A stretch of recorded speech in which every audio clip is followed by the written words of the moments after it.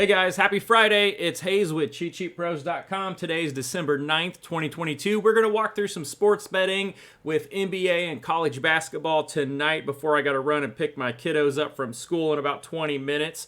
So I'm going to go ahead and flip through. One of the things I want to show you on the college basketball sheet that I found the other day, if you did not see the article, was it went 25-12 on Wednesday night.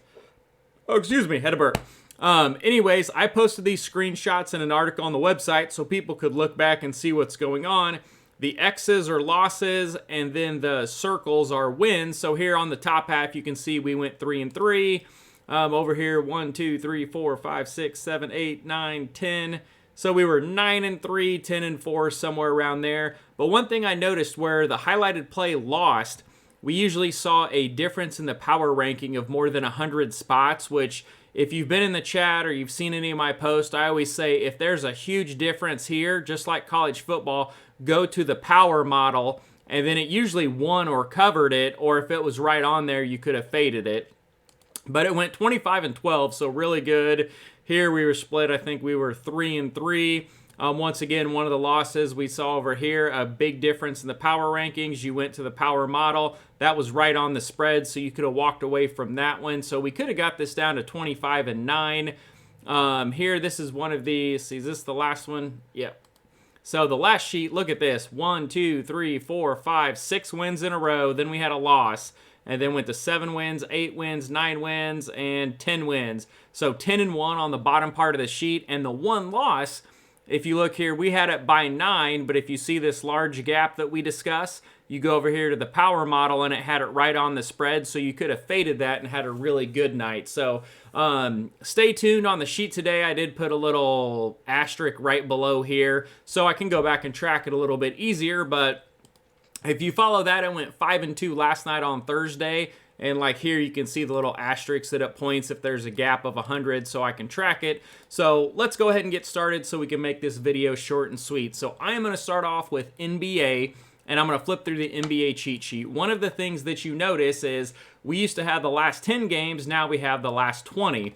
Now, most teams have played about 25 games, so I may bump this to 30 because I want to see any prior matchups, kind of take a look at them. So I'm just going to walk through these games, kind of show you some things that jump out at me on the cheat sheet, and then you guys can decide if you want to play it or if you don't want to play it. So right off the bat, I'm looking at Toronto and Orlando, last 10 power rankings. Orlando sucks, basically, is what I see. Toronto's -8. Vegas, our model has them winning by 11, so only a difference of 3. Nothing I really like there, but looking at Toronto, they're 1-9 over the last 10 games, getting outscored by about 11 points, and these red highlights are blowouts, so I don't mind going with Toronto here if you want to do it. I would rather do a same-game parlay and take someone like Pascal Siakam and Banchero, and then the Toronto money line or Toronto team total over. If you put those three together, you get something about 220. I think I did Siakam, Banchero, and Toronto over 105.5, and it was plus 220 on my same game parlay. But again, we're not talking about SGPs here, so we're just looking at that.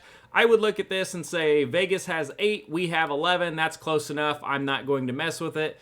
Both teams are upside down below 500, so I don't see any trends that jump out at me. So let's go to the next game. Washington and Indiana. So right here, last 10 power rankings, they're within 5 of each other. Ours is 24th and 19th.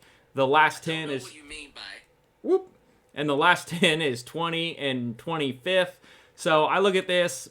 Indy's favored by 5. We have it as like a 1-point game. It's only a difference of 4, so that's not really enough. I'm looking for 6, 7, 8 points to really find a play here. And if you scan the outside here and the outside here and you see a yellow X, that means these teams have played before. So right here we see this yellow X, which I'll make it a little bigger, something easier for you to see. So when these teams played last time, Indiana won 127-117. They won by 10 with a total of 244 points. We have a total of 233, so if you wanted to lean on the over, I wouldn't hate that. Our model has it pretty close, slightly under.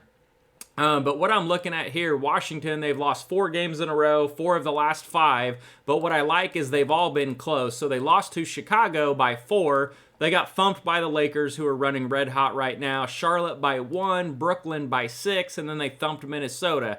So yes, they've lost 4 of the last 5 games, but a lot of these have been really close, and they're scoring a lot of points.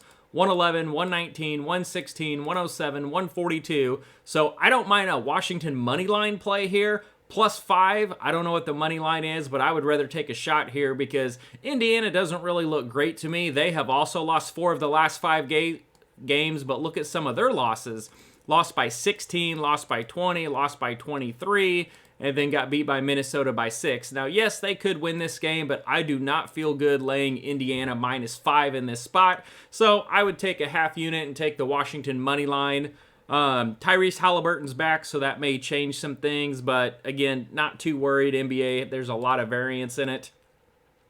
New York and Charlotte. So here, our last 10 power ranking pretty close. The main one is different. So Vegas opened this at Knicks -4. We have Knicks -9. So now we're getting a little closer to where I would lean for a Knicks play on here. I have not bet it, but it's something I would look at. I would check over here on the trends to make sure there's not something that jumps out. So Charlotte's only 4-8 straight up at home, 5-7 ATS at home. So I'm not worried about them. We'll see Cleveland, which is a drastic difference here.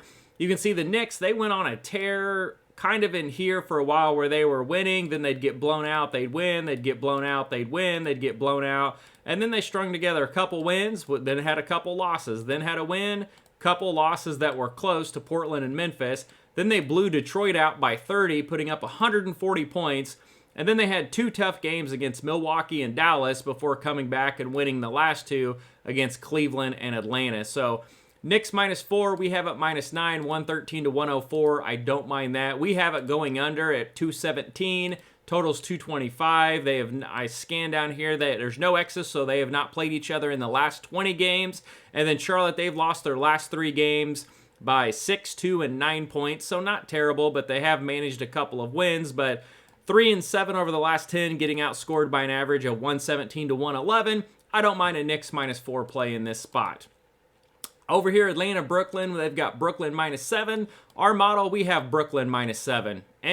Nothing there real exciting, so I'm not going to dig into that one a whole lot.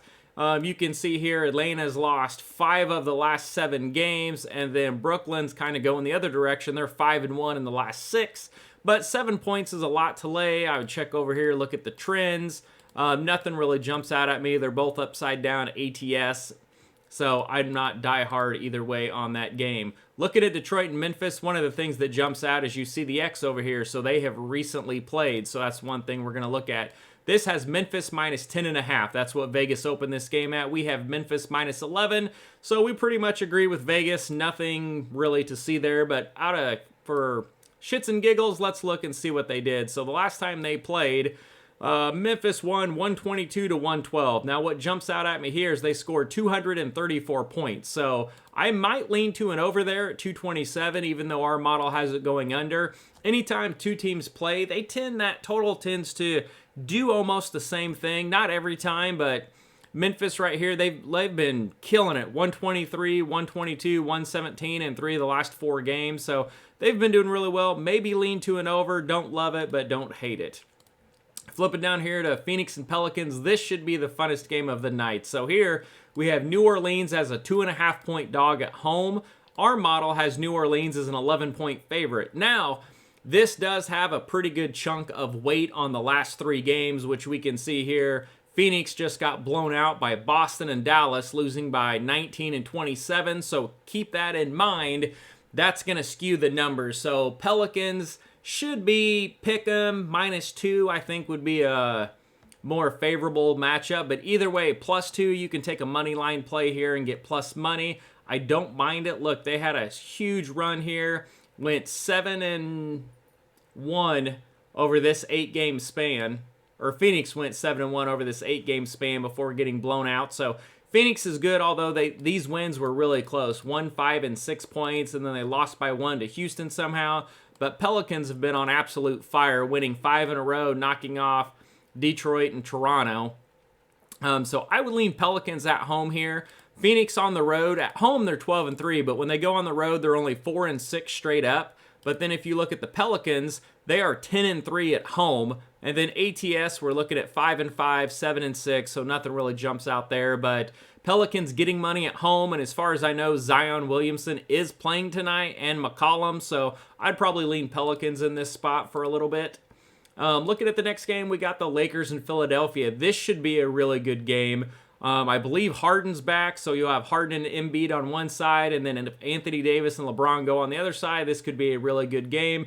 I don't really look at my model on the Lakers when you have LeBron will play 2 games, sit out a game, then Anthony Davis plays 3 games, and then he, gets a stub toe and he's out for several games.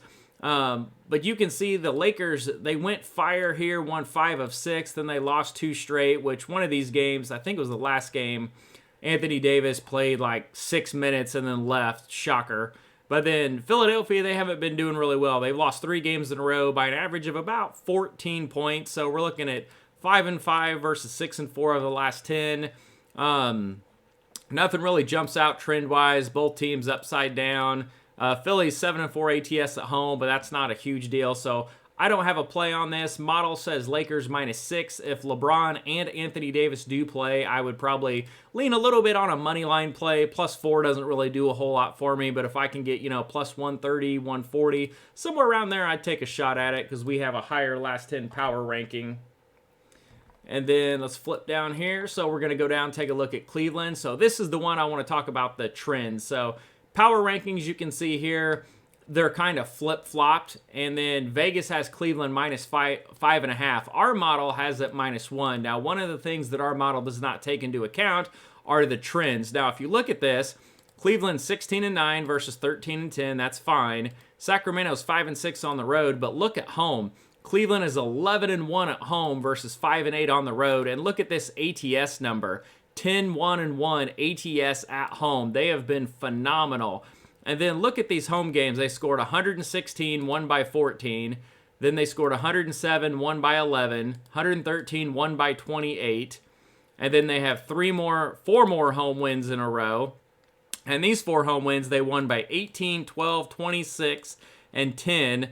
And I mean, it's amazing what they've done at home. So I can't go against them. My model has this by 7, would lean to Sacramento. But with 11-1 and 10-1 ATS, with Cleveland at home, I would go ahead and lay the 5.5 here. They've just been absolutely annihilating people at home. I'm going to flip down here. We're going to see this yellow X that they have played before. So the last time they played, Cleveland was on the road, and it was 127-120. They lost by 7, but what's noticeable is 247 points were scored in that game, and the total today is only 222. So maybe you take a little bit of action at the over. Who knows? Flip it down here, Minnesota, Utah, don't really have any interest in this. Utah -2.5. Our model has -3. They haven't played each other in the last 20 games. Not really worried about it. I would probably lean Minnesota.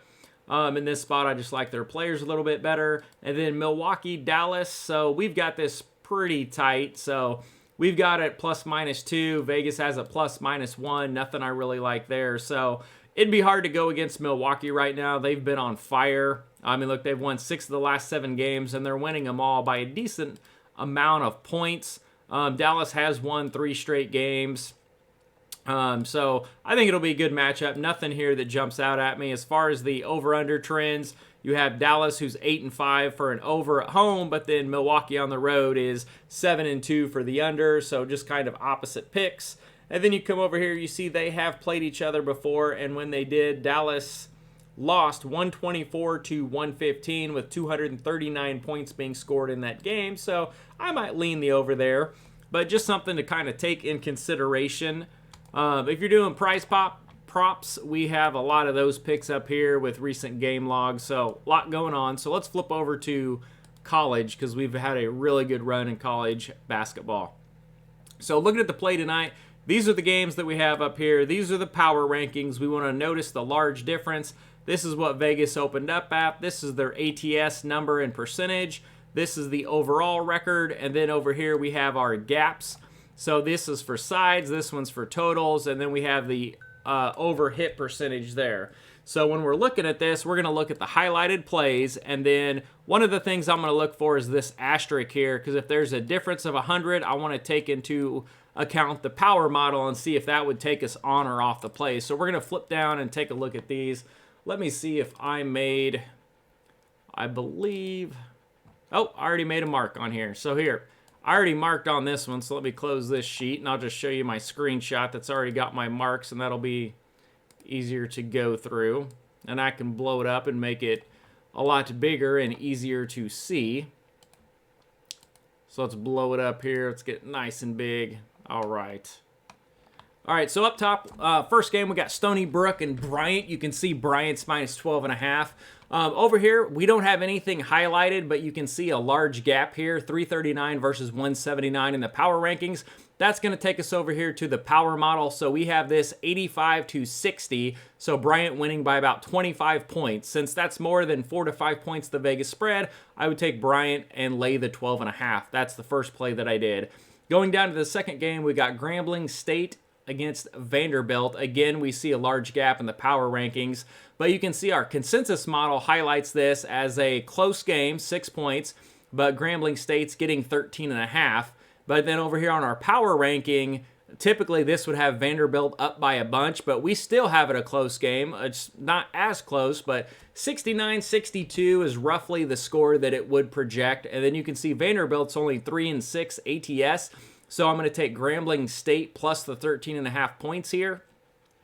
Also, we have a total here. We have it sliding under by 4 points. We have a projected total of 134. And then over here, we have 130, 131, and the total is 138. So I'm going to slide to the under, which you can see Grambling State here is 14% overplay. So then that means they are an 86% of the time they hit the under. So we're going to go under in that game. And then Fordham, we're going to take a look at this. We're going to have a large gap in the power ranking. So we're going to look over here. So we have it on the consensus as a 13-point game. Vegas has Fordham minus 13, so nothing is highlighted. But with this large gap, one of the things we want to consider is this power model. So now I'm tracking these if there's no gap over here, but the power model has it covering by more than 4. We're going to take a look at that. So here, we have it 81, 82 points to 60, 61. So about a 20-point game. So we're going to lay the 13 with Fordham. And you can see they're 7-3 ATS for a 70% hit rate and 9-1 straight up. And then I'm not even going to pronounce that one. They are 2-6 against the spread and 3-6 overall. So we're going to lay the points and take a shot and follow this power play. Now here we have an over. So blues are under, greens are over. So we have it going over by 6. So the total is 135. We've got it projected at 141, but I also want to check the power model, and it's still 142, so we're right in that range. You can see both teams are less than 50% for an over, but we are going to lean for the over, or at least that's what we're tracking. Dickinson here, now we have a close rated teams. They're not a big gap of 100, so we're not worried about the power model. We're going to go right to the consensus, and we have them as a 1-point favorite, winning 77-72 by 5. So this just falls into a highlighted play of Dickinson minus 1. You can see they have not been good ATS, 2-7. 22% hit rate, but the other team 5-5, 50%. So this may be something where we have a fade rule where teams are basically less than 45% that we don't play on them. But for tracking purposes, we are going to play on that and track it. We also have it going under by 5 points at 149, and this says 154. So since it's under by 5, we are going to make a slight lean on the under. And you can see their split. We have 67% overplay and then a 40% overplay. So kind of best of both worlds. So it's probably something, if Dickinson wins, it's going to go over. If Columbia hangs in there, it's going to go under, whoever controls the game. Flipping down here, Dartmouth, we don't have anything here. There's nothing highlighted. It falls at 3.5 points, which is just off of our number. We have Dartmouth winning 70-65 as a 1.5-point favorite, so pretty tight. We have a total of 135. Vegas has it at 134.5, so nothing to play there. We agree with Vegas. We think that's in line. Queens is +6. Both of these teams are really good ATS against the spread, and even straight up 7-2, 8-1. Not a large gap in the power rankings, so the power model we're not worried about. We're going to look at all three models. We're going to look at the consensus. We have this a tight game, 75-76. So a 1-point game. We're going to grab Queens. We're going to take the 6 points here and take a shot. That's going to be our highlighted play here. Queens +6. Nothing on the total. We got it at 151, 153.5 is what Vegas has it as. Coming down here to Lipscomb, we do have a large gap, but one of the things that I'm wondering that I'm starting to track is if a team's rated outside the top like 130 to 150, does that 100 points really matter? Is there a huge difference between a team that's 163rd versus 336? Well, we're going to find out because that's what we are tracking. So if we do not think there is a large difference and we look at the consensus, we have this at a 12-point game. Lipscomb's laying 9.5. That's not enough to make a highlighted play over here. But if you look at our power model and you think that that is a large difference between these, then we've got it 87 to 67. We have Lipscomb winning by 20, thus covering. Well, you can see ATS, Lipscomb's 4-1 for 80%, and Alabama A&M's 2-3 at 40%. So that would be something to consider there. So for the purposes of tracking, we're going to consider this a power play and lay Lipscomb minus 9.5. Down here, we don't have a play on either of these. And you could dig into this. Like you could look at it and say, okay, here's a large power ranking. It's 16.5. We've got it by about 20. It's 3.5, 4.5 points. So you possibly could consider that one if you wanted to. For tracking purposes, we do not have that one in there. Over here, we don't have anything highlighted. We have it as a 6-point game. Air Force is minus 5.5. That's right along the lines. And over here, let me make sure you can see this one. So Washington and Gonzaga, we have a pretty close to a large gap. So number 9 versus number 94, that's a pretty decent spread. But even our power model has this as a 10-point game, 77 to 67. And then if you look at our consensus, it's pretty much the same, 76-69. So whether you're looking at, 7 points or 10 points, all of these have it. The twist line has it about 12. But either way, you're getting 17 points with Washington.